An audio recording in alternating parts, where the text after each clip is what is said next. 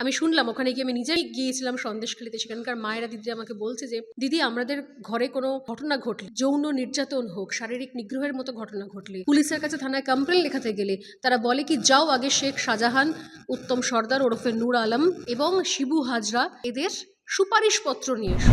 সরকারি বিজ্ঞাপনের জন্য অনেক খবরকে কিল করে অনেক হাউস পলিসিগতভাবে। কোনো অ্যান্টি খবর যেন না হয়, কারণ অ্যান্টি খবর এই রাজ্যে শাসক দলের একদম নাপাসন্দ।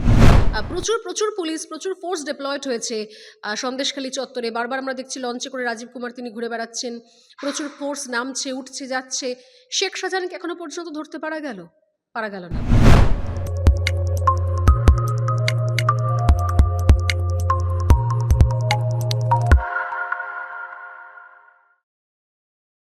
গণতন্ত্রের জয় হয়েছে আজ, সন্তু পান ছাড়া পেয়েছে।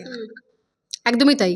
গণতন্ত্রের জয় শুধু নয়, একই সঙ্গে সাংবাদিকতার জয়। এবং পশ্চিমবঙ্গ মানুষ যারা অত্যাচারিত, লাঞ্ছিত, নিপীড়িত, তাদের যে আবেগ, তাদের যে ইমোশন, তারা যে অপেক্ষা করে বসে থাকেন যে তাদের জন্য কোনো মিডিয়া, কোনো সংবাদ মাধ্যম কথা বলবে এবং তারা ভয় পেয়ে পালিয়ে যাবে না পুলিশের, এটা তাদেরও জয়। যারা শিরদাঁড়া সোজা রেখে সাংবাদিকতা করতে চায়, যে সমস্ত সংবাদ মাধ্যমের কর্মীরা, ইনক্লুডিং তোমরাও, যারা চায়, যাদের মনে সেই জোশটা আছে, যে ইচ্ছেটা আছে যে হ্যাঁ আমরাও একদম আসল যে ঘটনা, আসল যে ছবি, সেটা চোখে চোখ রেখে আমরা লড়াই করে সেটাকে তুলে ধরবো। আমরা শাসকের রক্তচক্ষুর কাছে মাথা নিচু করব না, পুলিশের দাদাগিরিকে ভয় পাবো না। যদি আমি ঠিক হই, আমার সাংবাদিকতা ঠিক হয়, আমার রিপোর্টিং ঠিক থাকে, তাহলে আমি একদম কনফিডেন্ট থাকবো। আজ এটা তাদের সবার জয়। অপরাধীরা বাইরে ঘুরে বেড়াচ্ছে, অথচ সন্ত্রাসবাদীর মতো একজন সাংবাদিককে মাঝরাতে ভবানী ভবনে টেনে আনা হলো। এটাই তো স্বাভাবিক। এটাই পশ্চিমবঙ্গ পুলিশের আসল চেহারা।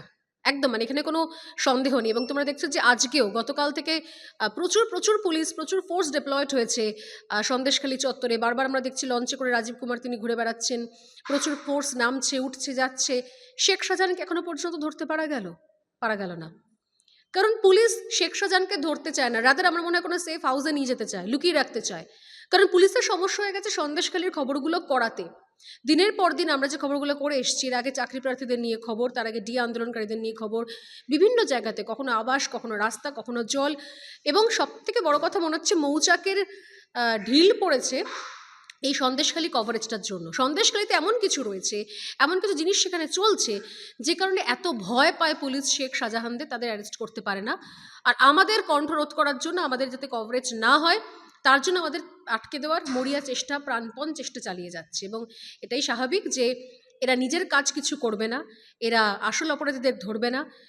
আমি শুনলাম ওখানে গিয়ে আমি নিজে আমি গিয়েছিলাম সন্দেশখালীতে। সেখানকার মায়েরা দিদিরা আমাকে বলছে যে, দিদি আমাদের ঘরে কোনো ঘটনা ঘটলে, কোনো যৌন নির্যাতন হোক, শারীরিক নিগ্রহের মতো ঘটনা ঘটলে, পুলিশের কাছে থানায় কমপ্লেন লেখাতে গেলে তারা বলে কি যাও আগে শেখ শাহজাহান, উত্তম সর্দার ওরফে নূর আলম এবং শিবু হাজরা এদের সুপারিশপত্র নিয়ে এসো, তবে গিয়ে আমরা কমপ্লেন লঞ্চ করবো। এই হচ্ছে যদি কোনো পুলিশের অবস্থা হয়, হাল হয়, তাহলে এটাই স্বাভাবিক, কিছু আনএক্সপেক্টেড নয়। আমরা প্রত্যাশিত, এবং আমরা তো বলছি যে এরকম চলতে থাক, আমরা এভাবেই কাজ করবো, আমরা এভাবেই লড়াই করব। তাতে যতগুলো কেস দেওয়ার হয় দিক, যতজনকে গ্রেপ্তার করা হয় করুক, তাতে আমাদের রিপোর্টিং একটুও চেঞ্জ হবে না। সাংবাদিকদের কণ্ঠরোধ করে কি সন্দেশখালীর প্রতিবাদী মহিলাদের কণ্ঠরোধ করার চেষ্টা চলছে? 100 বার। কারণ সন্দেশখালীর প্রতিবাদী মহিলা শুধু প্রতিবাদী নয়, সন্দেশখালীর নির্যাতিতা যারা, তারা এই সরকার, এই পুলিশ, সন্দেশখালীর যে মাফিয়া রাজ চলছে শেখ শাহজাহানের, তার মুখোশটা খুলে দিয়েছে। এই সময় দাঁড়িয়ে 2024-এ দাঁড়িয়ে আমাদের শুনতে হচ্ছে একটা মধ্যযুগীয় বর্বরতার কথা। আমি নিজে একজন মেয়ে হয়ে আমি মানতে পারিনি, ভাবতে পারিনি। ঠিক করেছিলাম যে টানা কভারেজ চালাবো, এবং সন্দেশখালী কভারেজে আমাদের প্রচুর মহিলা সাংবাদিকও সেখানে গিয়েছেন, এবং রীতিমতো ঝুঁকি নিয়ে তাদের প্রত্যেক সময় তাদেরকে মার্কিং করা হয়েছে, তাদের আশপাশ দিয়ে ঘুরে বেড়ানো হয়েছে, বাইক বাহিনী তাদেরকে ফলো করেছে, পুলিশ তাদেরকে ফলো করেছে। তারপরও তারা দাঁতে দাঁত চিপে লড়াই করে ওখান থেকে রিপোর্টিং করে এসছে, লাইভ কভারেজ করেছে, এবং এমন লাইভ কভারেজ হয়েছে যার জন্য কেন্দ্রীয় মন্ত্রী স্মৃতি ইরানি পর্যন্ত রিয়্যাক্ট করতে বাধ্য হয়েছিলেন।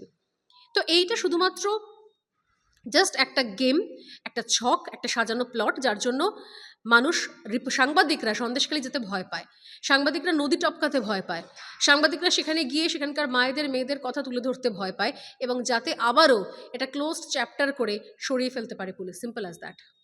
এত সাংবাদিক থাকা সত্ত্বেও সন্তু পানকে কেন? কারণ তিনি অভিষেক বন্দ্যোপাধ্যায়কে সোজাসুজি প্রশ্ন করেছিলেন বলে? দেখো, এটা তো ঘটনা, মানে অভিষেক বন্দ্যোপাধ্যায়কে সোজাসুজি প্রশ্ন, এবং আমি বলবো এটা একমাত্র সম্ভব হয়েছে কারণ রিপাবলিক নেটওয়ার্কের জন্য। অর্ণব গোস্বামী আমাদের প্রত্যেক মুহূর্তে এই ছাড়পত্রটা দিয়ে রেখেছেন যে সোজাসুজি প্রশ্ন করবে, সেটা স্টুডিওতে বসে হোক, লাইভ ডিবেটে হোক, গ্রাউন্ডে হোক, সব জায়গাতে চোখে চোখ রেখে সোজাসুজি প্রশ্ন করবে। এবং এইটা একটা ফাঁদ, এখানে সন্তু হতে পারতো, তার জায়গায় অন্য কেউ হতে পারতো। আমি বললাম যেভাবে কোথাও আমাদের বাকি বেশ 2-3 জন মহিলা সাংবাদিক, তাদের নামেও বিভিন্ন অভিযোগ দেওয়ার একটা ছক সাজানো হয়েছিল, আমরা সেটা সময়ের আগে খবর পেয়ে গিয়েছি। অর্থাৎ এইটা রিপাবলিক বাংলার যে ট্রেন্ডটা, যে ট্রেন্ডে কোথাও আমরা সবাই মানে চোখে চোখ রেখে প্রশ্ন করতে শিখে গেছি মেরুদণ্ড সোজা রেখে, এটা আমাদেরকে আটকানোর একটা চেষ্টা এবং সন্তুকে দিয়ে মেসেজ পাঠানোর চেষ্টা যে আজকে একে করলাম, এরপর নেক্সট নাম্বার তুমিও হতে পারো। শীতকালে সুন্দরবন ভ্রমণের নির্ভরযোগ্য একমাত্র নাম সাগর সঙ্গম ট্রাভেলস। নিজস্ব লঞ্চে ভ্রমণ এবং অফুরন্ত খাওয়া দাওয়ার বিপুল আয়োজন। বুকিং করুন 9733066075। আচ্ছা, আমার শেষ প্রশ্ন, অনেক নামি দামি সাংবাদিকের নামে এফআইআর জাজ করা হয়েছে যেটা ভুয়ো। এখানে কোথাও কি সংবাদ মাধ্যমের স্বাধীনতায় ব্যাঘাত ঘটছে? সংবাদ মাধ্যমের স্বাধীনতা এ রাজ্যে ছিল কি এর আগে আমি জানি না। আমার মনে আছে 2011-এ আমি তখন একটা অন্য সংবাদ মাধ্যমে ছিলাম, অডিও ভিজুয়াল বৈদ্যুতিন মাধ্যমে। যখন প্রথম তৃণমূল কংগ্রেসের সরকার এলো, সেই সময় আমার এখনও মনে আছে লাইব্রেরিতে কোন কোন খবরের কাগজ রাখা হবে, কোন কোন খবরের কাগজ রাখা হবে না, তার একটা তালিকা তৈরি করা হয়েছিল। সে সময় আমি 24 ঘন্টা ছিলাম।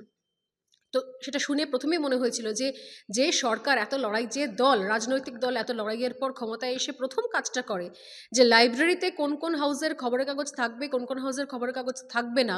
আমি সেদিন সিঁদুরে মেঘ দেখেছিলাম যে এই রাজ্যে এই শাসক দলের আমলে আদৌ সংবাদ মাধ্যমের স্বাধীনতা থাকবে কিনা, আর ছিলও না। এর আগে আমরা নিজেরাও অনেক হাউস ঘুরে এখানে এসেছি এবং দেখেছি কীভাবে সেখানে আসল খবর চেপে দেওয়া হয়। সরকারি বিজ্ঞাপনের জন্য অনেক খবরকে কিল করে অনেক হাউস পলিসিগতভাবে, এবং কোনো অ্যান্টি খবর যেন না হয়, কারণ অ্যান্টি খবর এই রাজ্যে শাসক দলের একদম নাপসন্দ। অর্থাৎ অ্যান্টি খবর যদি যেন না হয়, যদি অ্যান্টি খবর হয়েও থাকে তা তিনি সংবাদ মাধ্যমের কর্মী হন, কোনো খবরের কাগজের কোনো সাংবাদিক হন, নিউজ চ্যানেলের সাংবাদিক হন, কোনো পোর্টালের সাংবাদিক হন, কোনো ইউটিউব চ্যানেলের সাংবাদিক হন, কোনো ব্লগার হন, তাকে পুলিশ তুলে নিয়ে যাবে। এই এক্সাম্পল তোমরা জানো খুব ভালো করে, এরকম এক্সাম্পল অনেক রয়েছে, অনেক তালিকা। মানে সামনে আমার 8-5টা মানে ঝটঝট করে 4-5 জনের নাম মনে পড়ছে যাদেরকে তুলে নিয়ে যাওয়া হয়েছে, যাদেরকে হ্যারাস করা হয়েছে, অনেক দিন পর্যন্ত জেলে রাখা হয়েছে। হ্যাঁ, এটা ঠিক, তাদের পাশে রিপাবলিক বাংলার মতো এরকম নেটওয়ার্ক ছিল না যে সর্বশক্তি দিয়ে লয়ার অ্যাপয়েন্ট করে সেটা সঙ্গে সঙ্গে সেখান থেকে বের করে নিয়ে এসেছে এবং একটা থাপ্পড় মেরে আসতে পেরেছে রাজ্য পুলিশের গালে। দার্জিলিংয়ে চা বাগান ঘেরা কমলালেবুর গ্রাম সৌরিনীতে এবং দাওয়াই পানিতে ঘরে বসেই কাঞ্চনজঙ্ঘার দৃশ্য উপভোগ করতে আড্ডাহাট হোমস্টে বুক করুন 9836499678 নম্বরে। তারা হ্যারেস্ট হয়েছেন, সেই সমস্ত ছোট পোর্টাল ইউটিউবের সেই সমস্ত সাংবাদিকরা হ্যারেস্ট হয়েছেন দিনের পর দিন। তারা একটা সময় ভয় পেয়েছেন যে আবার করলে, তাদের বাড়ির লোক ভয় পেয়েছে যে আমার বাড়ির ছেলেটা আবার যদি নিউজ করে, আবার যদি খবর করে, আবার হয়তো পুলিশ তুলে নিয়ে যাবে মাঝরাত্রিরে। প্রথম সারি সংবাদপত্রের সাংবাদিককেও মাঝরাতে তুলে নিয়ে যাওয়া হয়েছে। তো এটাই বক্তব্য, এবং যে কারণে আজকে আমাদের চ্যানেলের editor in chief Arnab Goswami তিনি খুব স্পষ্ট বার্তা দিয়েছেন যে এবার সাংবাদিকদের, পশ্চিমবঙ্গের সাংবাদিকদের শিরদাঁড়া সোজা রেখে খবর করাটা শিখে নিতে হবে। যদি কোথাও কোনো সমস্যা হয়, অন্তত আর কেউ পাশে না থাকলেও রিপাবলিক বাংলা আমরা পাশে থাকব। কিন্তু কোনোভাবেই সরকারি রক্তচক্ষু বা পুলিশের কাছে মাথা নত করে সরকারি বিজ্ঞাপনের জন্য আসল খবরকে চেপে দিয়ে খবর করার কোনো মানে হয় না। এ রাজ্যে সংবাদ মাধ্যমের স্বাধীনতা ছিল না, রাদার রিপাবলিক বাংলা আসার পর বরং সেই মানে সাহসটা নিয়ে আমরা খবর করতে দেখেছি, খবর করা শিখেছি, এবং যে সমস্ত পোর্টালরা খবর করেছে তারা অনেক ক্ষেত্রে মাসুল গুনেছে, কিন্তু তারপরও তাদের জন্য আমারও পার্সোনাল অনেক শুভেচ্ছা, অনেক সেলিউট যে তারাও অন্তত ময়দানে মাটি কামড়ে পড়ে থেকেছেন।